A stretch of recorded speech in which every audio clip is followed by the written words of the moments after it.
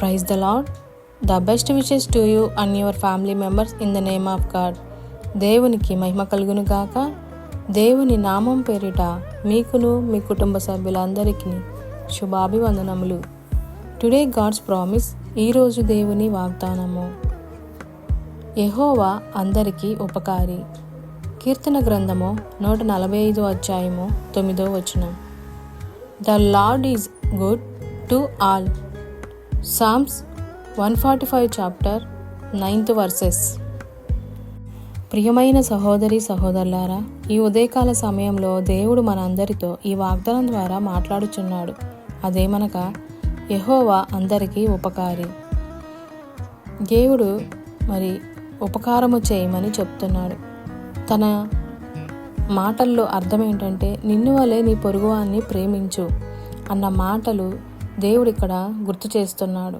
ఉపకారం అంటే కేవలము ఏదో ఒక ఆశించి వారి దగ్గర నుంచి చేయటము కాదు, కానీ నీ హృదయ అంతరంగంలో నుంచి దేవుడు ఎలాగైతే ప్రేమించాడో, మనకి ఉపకారం చేశాడో ఏమీ ఆశించకుండా, అలాగే నీవు నేను మనం అందరము కూడా మన పొరుగువారిని ఇతరుల పట్ల అలాంటి ఉపకారం చేసే ఆ యొక్క హృదయము, అలాంటి ఆలోచన విధానాన్ని మనం కలిగి ఉండాలని చెప్తున్నాడు. దేవుడు ఒక్కడ మాత్రమే మన దగ్గర నుంచి ఏమీ ఆశించకుండా మనకి ఉపకారం చేశాడు.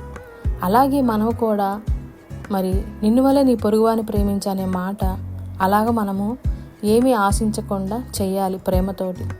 దేవుని యొక్క ప్రేమను ఎవరైతే కలిగి ఉంటారో వారందరూ కూడా ఉపకారము చేయాలనే ఆ యొక్క ఆలోచన వస్తుంది, చేస్తారు కూడా.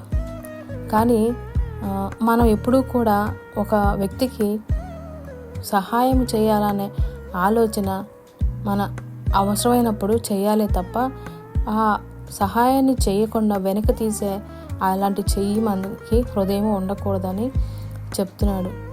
అంటే మనం సహాయం చేసేటప్పుడు ఎలాంటి భేదం లేకుండా మనం ఎప్పుడైతే పొరుగువారిని ప్రేమించి ఉంటామో వారికి సహాయము చేయగలుగుతాం. అలాంటి దేవుడు చేసిన ఉపకారాన్ని అంతటినీ కూడా మనము ఇతరులకి చేసేవారంగా ఉండాలని ప్రార్థిద్దాం. పరిశుద్ధుడా, పరలోకమందున్న మా దేవా, మీకు ఎన్నో వందనములు, స్తోత్రములు.